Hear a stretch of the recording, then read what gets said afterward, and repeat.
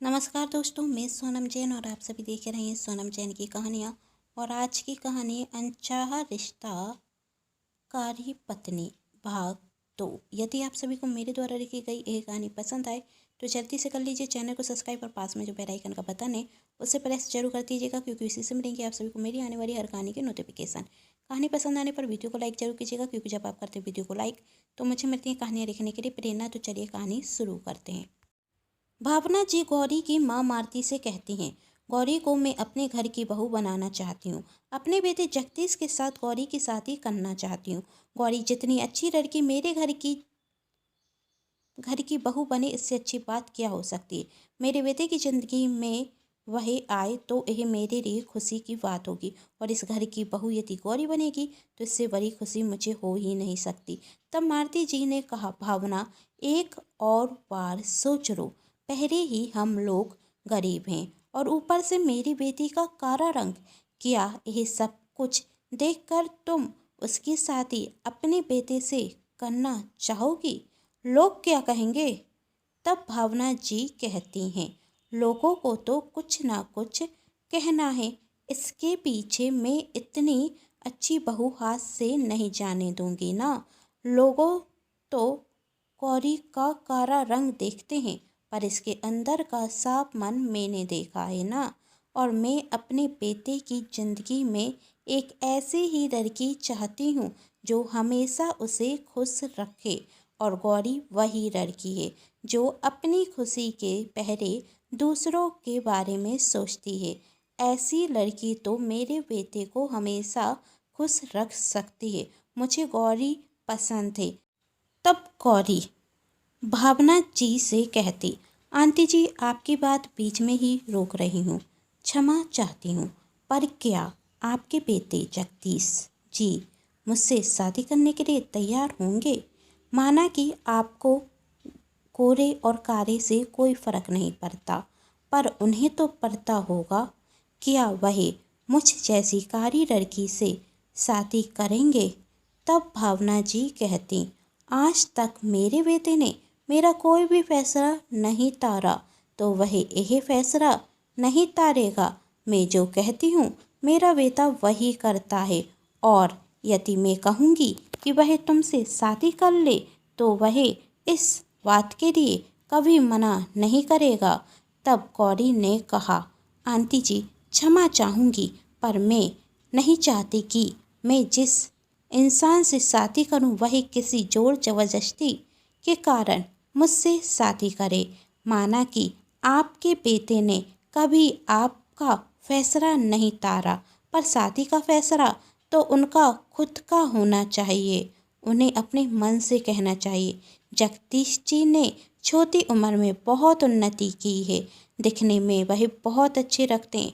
उनके पास वही सब कुछ है जो एक लड़की अपने जीवन साथी में चाहती है, और उनसे तो कोई भी लड़की शादी करने के लिए तैयार होगी। उन्हें तो कितनी लड़कियां पसंद करती होंगी, कितने के दिल की धड़कन होंगे वह जिस लड़की से शादी करने के लिए कहेंगे वो लड़की उनसे खुशी खुशी शादी करेगी। तो वह मुझ जैसी कारी लड़की से शादी क्यों करेंगे? और यदि यह फैसला जगदीश जी का खुद का हुआ तो मैं इस शादी के लिए इनकार नहीं करूँगी, पर आपके कहने पर वह मुझसे शादी करें, मैं यह नहीं चाहती। और माँ, मैं आपसे पहले भी कह चुकी हूँ कि पहले मेरी पढ़ाई पूरी हो जाने दीजिए, उसके बाद मैं शादी के विषय में सोचूंगी। अभी मेरी फाइनल ईयर पास में ही है, तो पहले मुझे मेरी पढ़ाई कर लेने दीजिए। और आंटी जी जब तक मेरी पूरी पढ़ाई नहीं हो जाती तब तक मैं शादी के बारे में सोचना नहीं चाहती। तब भावना जी कहती, गौरी मैंने तुम्हें कभी भी आगे बढ़ने से मना नहीं किया, और शादी के बाद भी तुम आगे बढ़ सकती हो, यह बात तुम अच्छे से जानती हो। और वैसे भी तुम अपनी पढ़ाई इसी शहर से पूरी कर रही हो, और अभी तक जब तुम इस घर में रहकर अपनी पढ़ाई कर सकती हो तो शादी के बाद इस घर में रहकर तुम अपनी पढ़ाई क्यों नहीं कर सकती? तब गौरी कहती, आंटी जी आपका कहना सही है कि मैं अभी तक अपनी पढ़ाई इस घर में रहकर कर रही थी। तब मैं एक स्टूडेंट थी और उस वक्त मेरी जिम्मेदारी सिर्फ मेरी पढ़ाई के प्रति थी।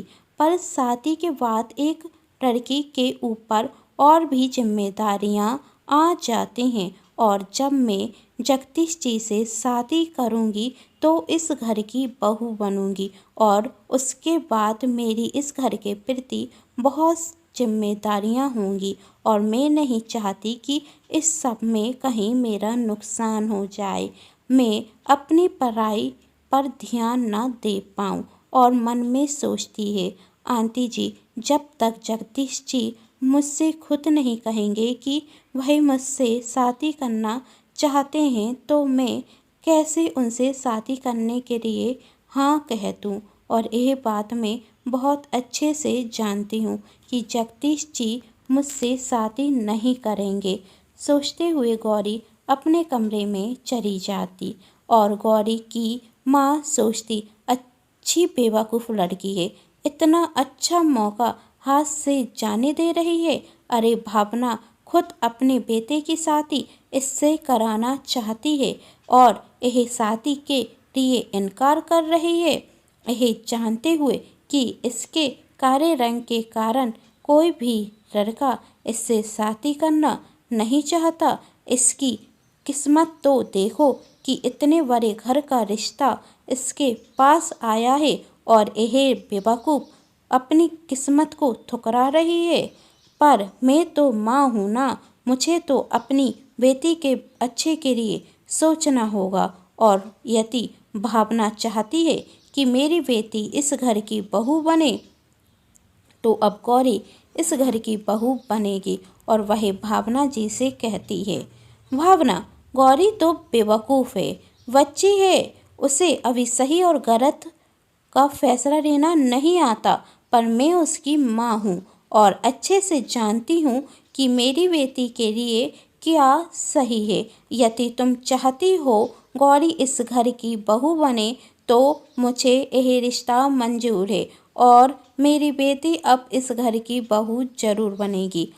आप जगदीश जी से शादी के विषय में बात कीजिए, गौरी को मना मैं लूँगी। जहाँ एक तरफ भावना जी और मारती जी चाहती हैं कि गौरी और जगदीश की शादी हो जाए, वहीं दूसरी तरफ चंचल जगदीश से शादी करने के सपने देख रही थी और हर वक्त उसके करीब आने की कोशिश कर रही थी।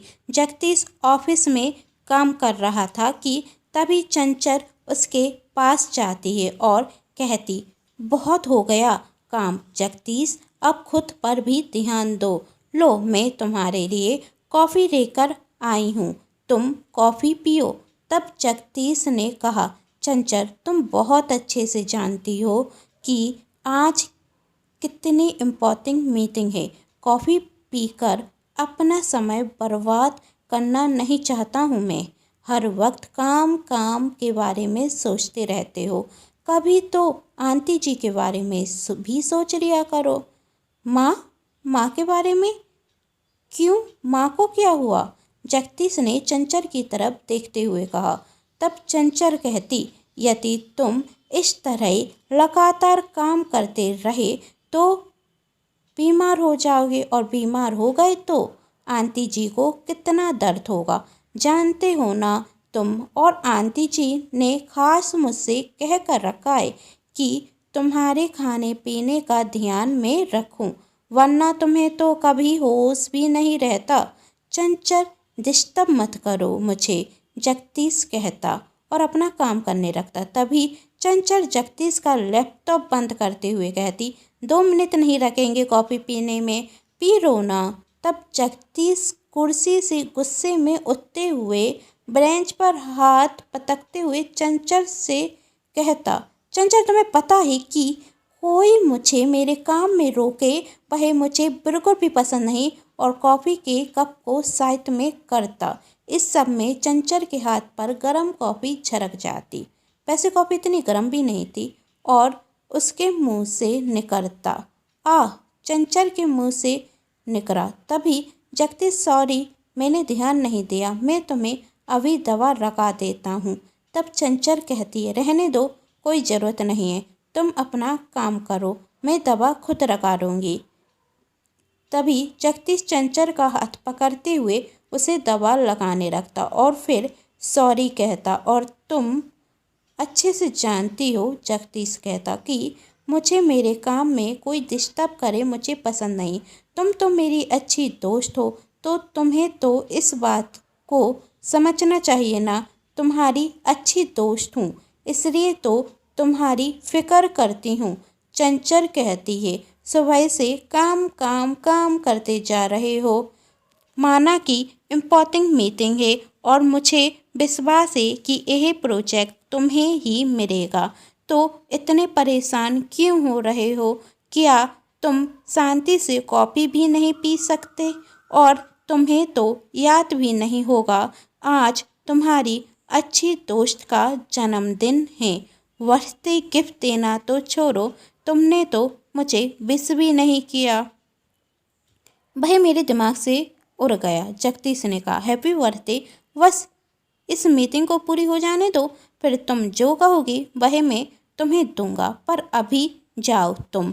ठीक है, कहते हुए चंचल वहाँ से चली जाती और अपने हाथ को देखते हुए सोचती, कुछ भी कहो जगदीश, तुम्हें मेरी फिक्र तो है, और एक दिन यह फिक्र प्यार में बदल जाएगी और उस दिन तुम मुझसे शादी करोगे, और वह दिन दूर नहीं। धीरे धीरे मैं तुम्हें अपने प्यार के जाल में फंसा ही रहूँगी।